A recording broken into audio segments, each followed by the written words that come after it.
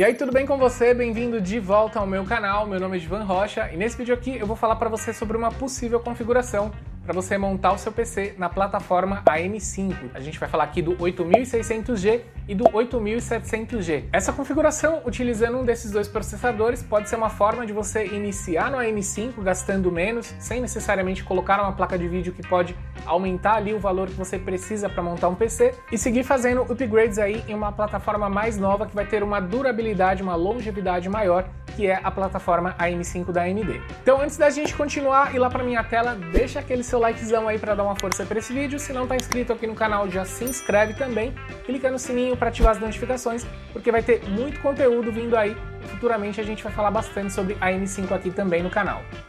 Então vamos lá, vamos dar uma olhada aqui. Primeiro deixar claro para vocês que eu vi nessa linha nova da AMD 8000G que a gente tem alguns saltos de tecnologia, a gente tem algumas novidades em relação até linha 7000, né, que é basicamente a mesma coisa, mas tem diferença.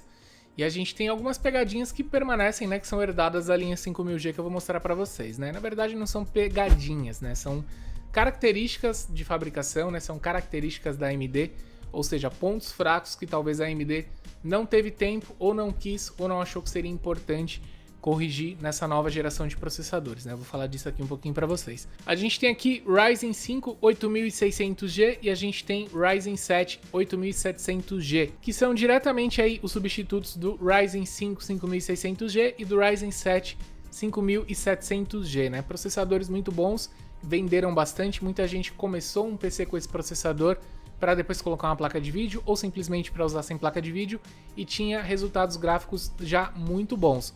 Porém, aqui a gente tem gráficos ainda melhores, né? O salto aqui realmente é grande quando a gente está falando de gráfico integrado, principalmente porque está a bordo aí de uma CPU formando uma APU muito melhor. Então a gente tem aqui 8 núcleos, 16 threads, no caso do 8700G, como a gente tinha no 5700G, só que a gente tem uma geração nova, uma arquitetura nova, e a gente tem novidades aqui, ó. A gente tem aqui, ó, por exemplo, essa inteligência artificial que a AMD promete estar a bordo desse processador, que é uma das novidades que a gente tem nesses processadores de gráficos integrados aqui. Voltando aqui para o 8600G, a gente também tem aqui os 6 núcleos, 12 threads, assim como a gente tinha no 5600G. Diferença também está em geração, diferença também está aqui em arquitetura, 4 nanômetros.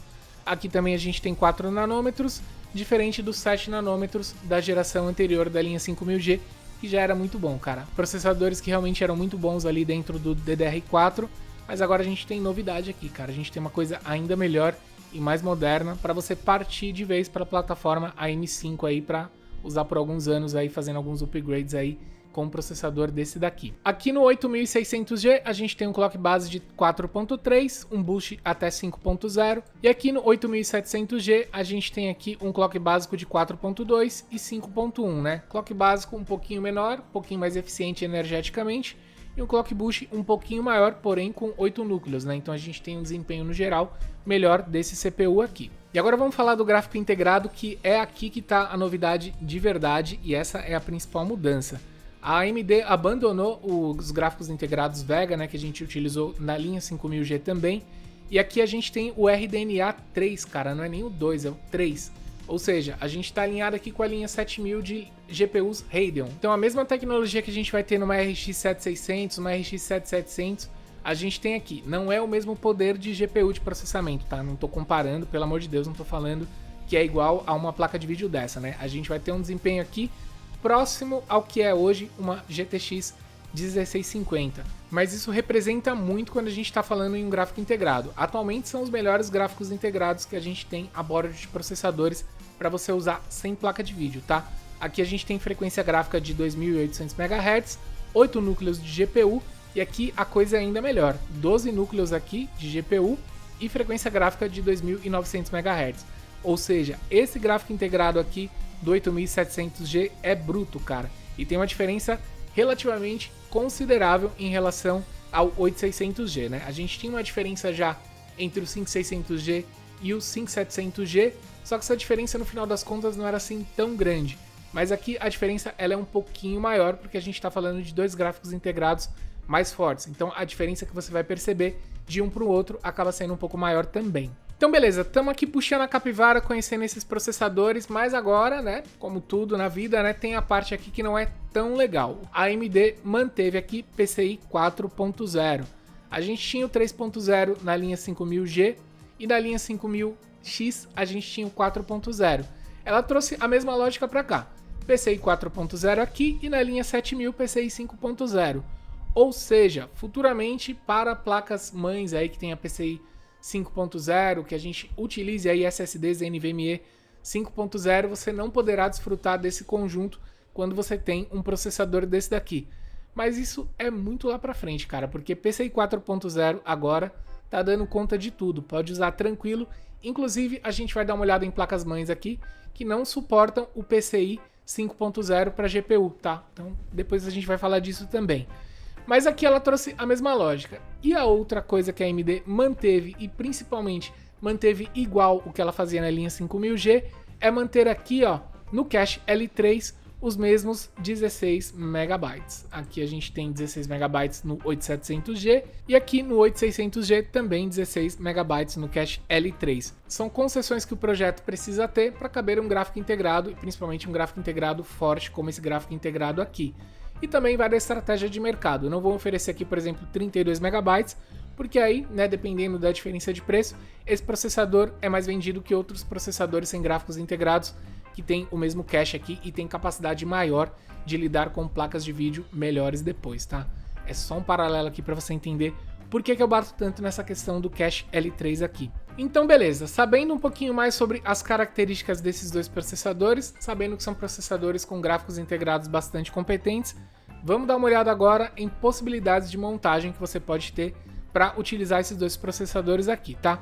No momento que eu tô gravando esse vídeo aqui, o nosso Ryzen 5 8600G tá saindo aqui por R$ 1.547,99 e aqui o nosso Ryzen 7 8700G tá saindo aqui por R$ 2.147,99, né? Preços à vista, tá? E aí a gente precisa agora de placa-mãe para colocar esses processadores aqui. Tenho 3 dicas para vocês aqui. Primeira delas, essa MSI A620M E Pro Series, que é mais ou menos uma substituta de uma boa A520 que a gente tinha na geração anterior DDR4, tá? Placa-mãe DDR5, PCI 4.0, aqui no X16 e aqui nesses slot M2 para você colocar SSD do tipo NVMe de PCI 4.0. Ou seja, uma placa-mãe de entrada para DDR5, para M5 aqui, que ela não vai ter nem aqui no M2 o 5.0 aqui para você colocar futuramente um SSD de PCI 5.0. Então uma placa bem de começo sim, uma placa com característica de começo geracional aqui para você realmente pular para a M5 aqui, usar por um tempo e depois talvez fazer um upgrade aí de placa-mãe também. Mas no geral, placa-mãe muito boa, com 2 slots de memória aqui, né, com chipset A620, que é um chipset já bastante competente, suficiente para receber esses dois processadores de gráficos integrados aí. Outra placa-mãe de socket AM5 aqui é essa Asus Prime A620MK, que é uma placa-mãe bem legal também. Aqui também a gente vai ter aqui a limitação do PCI Express 4.0 aqui, que a gente vai ter na B650 5.0 aqui no NVMe. Aqui também no X16 a gente vai ter o 4.0, mas como a gente está falando de um processador também de PCI 4.0, talvez faça sentido você utilizar numa A620 como essa daqui, tá? Vai ficar tudo ali no PCI 4.0, que é o mesmo raciocínio que a gente tinha no DDR4, tá? Em B450 a gente tinha PCI 3.0, só no B550 que a gente tinha o 4.0. Aqui no salto geracional manteve-se essa mesma lógica. Em A620 a gente tem o PCI 4.0 e a gente vai encontrar o PCI 5.0 nas B650. Placa-mãe bastante honesta também, com qualidade ASUS para você montar com esses dois processadores aí e usar tranquilão, cara, por bastante tempo aqui.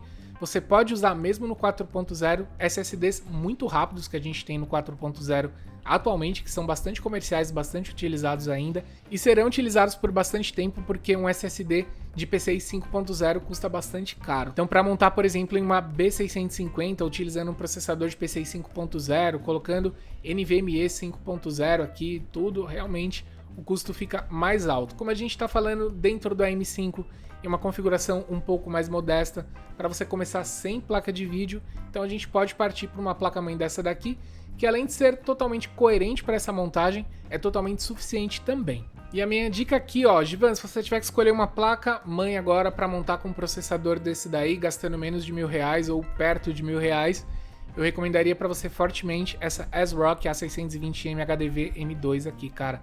Placa-mãe realmente bem legal, com qualidade ASRock, e ela tem aqui um diferencial bem bacana.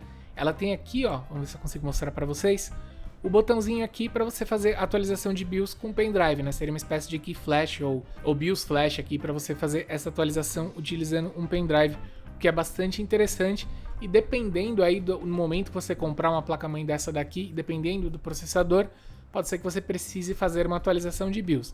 Nesse momento eu acho um pouco difícil haver a necessidade de uma atualização de BIOS, mas futuramente quando precisar, você quiser atualizar, com esse recurso aqui você atualiza com mais segurança, sem risco de corromper sua BIOS, usando um pendrive muito mais fácil. Então, além desse recurso de atualização de BIOS aqui, você tem uma placa-mãe com componentes muito bons, tem PCI Express aqui reforçado para você futuramente colocar uma placa de vídeo aqui mais pesada, o VRM já bastante competente também para receber um desses dois processadores aí. No geral, placas-mães um pouco mais simplificadas, né, como a gente tinha no DDR4, a A320 e a A520, mas para esse início aqui eu acho que tá de bom tamanho, cara, para você montar com um desses processadores aqui, usar por um bom tempo, até você sentir a necessidade de colocar uma placa de vídeo ou mesmo trocar a sua placa-mãe. A vantagem de partir para a M5 agora é você desfrutar por mais tempo de uma tecnologia que vai permanecer nos próximos anos aí sendo atualizada, né, e recebendo upgrades aí, atualizações, drivers, enfim. Ou seja, você está começando um PC junto com uma tecnologia mais nova que está iniciando também, né? Então isso vai durar por bastante tempo até a gente partir aí talvez por um AM6 ou sei lá como é que vai chamar uma próxima geração. Fonte é sem mistério, a maioria das fontes que a gente tem aqui atualmente são suficientes para você utilizar com essa configuração aqui. Eu vou recomendar para você essa fonte Silverstone, que é uma fonte bem legal, uma fonte de 650 watts, já pensando que futuramente você pode colocar uma placa de vídeo aqui nessa configuração. Como a placa-mãe A620 é tranquilo, você pode usar uma fonte dessa daqui e conectar e ligar todo o seu PC aí. Tem também essa Game Max aqui, que ela é full modular, então você tem a opção aqui de utilizar somente os cabos que você vai precisar e guardar os outros cabos para usar depois ou não usar, né, e ter menos cabos aí dentro do seu gabinete, que é uma fonte Game Max 650 watts, que é uma fonte muito boa também, cara. Fonte realmente de bastante qualidade e full modular, cara, realmente. Para montar uma configuração mais nova, mais moderna, acho que vale a pena pensar em uma fonte full modular como uma fonte dessa daqui. SSD de PCI 4.0 para a gente usar na nossa placa-mãe, que é de PCI 4.0, com o nosso processador, que é de PCI 4.0 também. Esse daqui é um SSD NVMe Fury Renegade, que tem altas velocidades aqui, ó. Ele promete aqui, ó, 7.300, 7.000 megabytes aqui de gravação e leitura, tá? Então realmente é um SSD de PCI 4.0 bastante rápido aí para você usar na sua configuração. Para carregar seus jogos, sistema operacional, ligar o PC, iniciar, realmente vai ser bastante rápido aqui.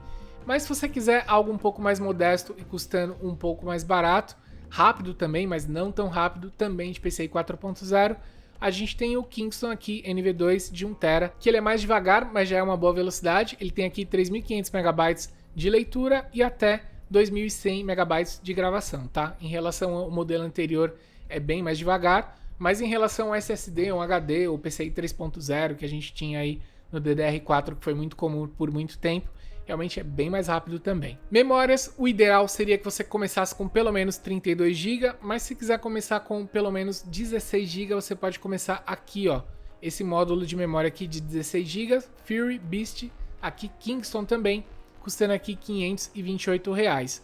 Velocidade dele, 5.600 MHz, que já é uma velocidade ok.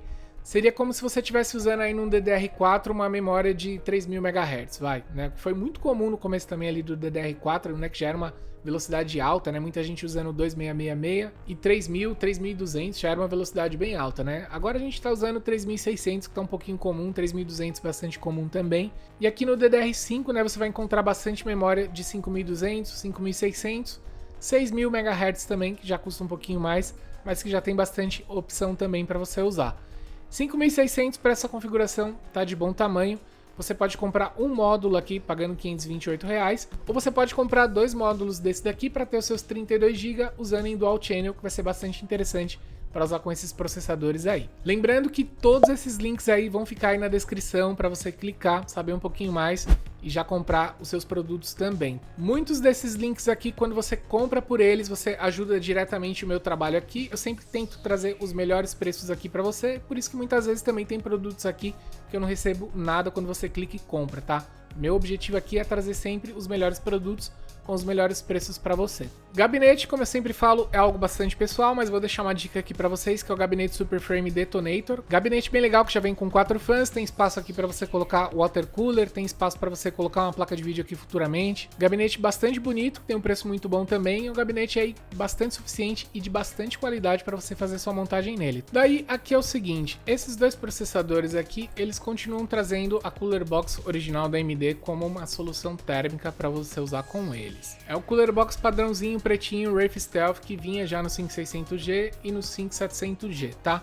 Então eu vou oferecer para você aqui a possibilidade de você ter um resfriamento melhor para o seu processador. Por quê? Porque a Cooler Box original ela vai manter seu processador talvez abaixo da temperatura máxima de operação dele, mas muito próximo disso. Dependendo da região que você mora, dependendo do estresse do processador, do tempo de uso, pode ser que esse processador não fique devidamente resfriado, você comece a perder desempenho porque ele acaba esquentando mais do que ele deveria, tá? Então, para manter o seu processador em uma temperatura mais confortável, ter uma vida útil maior do seu produto aí, eu indico para você o uso de uma water cooler. E não precisa ser uma super water cooler, precisa ser uma water cooler de qualidade, mas você não precisa colocar uma water cooler que você colocaria para resfriar, por exemplo, um Ryzen 9 aqui, né, que tinha um TDP mais alto, não precisa disso. Uma water cooler como essa water cooler Super Frame Dark Winter aqui de 240mm, né, que são com duas fãs de 120, ela dá conta tranquilo, tá? Além de ter bastante qualidade, tem uma bomba muito competente e tem muita qualidade nessas fãs e no radiador. Por isso eu vou deixar essa water cooler aqui como dica para você usar tanto no 8600G quanto no 8700G também. O valor dela é muito bom, R$ 289,90, porque ela é uma water cooler mais simplificada em visual, não tem RGB. Ela vai ter mesmo aqui toda a eficiência que teria no modelo que tem RGB, mas aqui ela acaba custando um pouquinho menos por não ter o RGB a bordo, tá? Principalmente para quem não gosta de RGB no PC, né, não é muito fã, é um prato cheio isso daqui, vale muito a pena realmente, tem boas avaliações e é um produto muito bom, e Super Frame, que é uma marca que faz produtos muito bons também. Sobre o desempenho desses processadores, aqui na internet você vai encontrar alguns comparativos, alguns testes, aqui no site do Adrenaline mesmo, eu encontrei aqui vários comparativos bastante interessantes aqui, mostrando aqui o desempenho do 8700G e do 8600G em relação a 1650 e outras placas de vídeo aqui um pouquinho mais fortes também, tá? Comparativo também com processadores Intel, com outras coisas e até mesmo comparativos aqui com processadores de gerações anteriores, que é o caso do 5600G e do 5700G. Vou deixar esse link aqui na descrição também para você clicar, dar uma olhada nesses testes aqui, nesses resultados aqui, para você ver se de repente dentro do game que você joga, ou até mesmo pensando em aplicações profissionais, você possa ter uma base aqui, né, para você saber onde esse processador se encontra. Tudo é muito novo, então a gente não tem uma grande variedade de testes aqui, de benchmarks feitos lá para a gente poder ter a noção exata real desses processadores. Em testes que a gente pode verificar aqui em canais gringos também, a gente vai ver que realmente processador muito competente, gráficos integrados muito bons, tá? Então vale a pena para começar no M5 utilizar um processador desse daqui, com certeza, e ainda ter a possibilidade de futuramente colocar uma placa de vídeo e ter um desempenho muito bom também. E aqui nessa tabelinha eu simulei uma configuração e o total de quanto você gastaria para montar um PC utilizando um desses dois processadores na data que eu estou gravando esse vídeo aqui. Eu espero que esse vídeo tenha servido como uma referência, um parâmetro, até mesmo para facilitar a sua decisão se você realmente vai montar um PC aí na plataforma AM5. Não esquece de dar uma olhada nos links que estão aí na descrição, deixar aquele likezão aí, se inscrever no canal, clicar no sininho para você ficar ligado quando tiver um novo vídeo por aqui. Muito obrigado por assistir, eu vejo você na próxima. Até mais!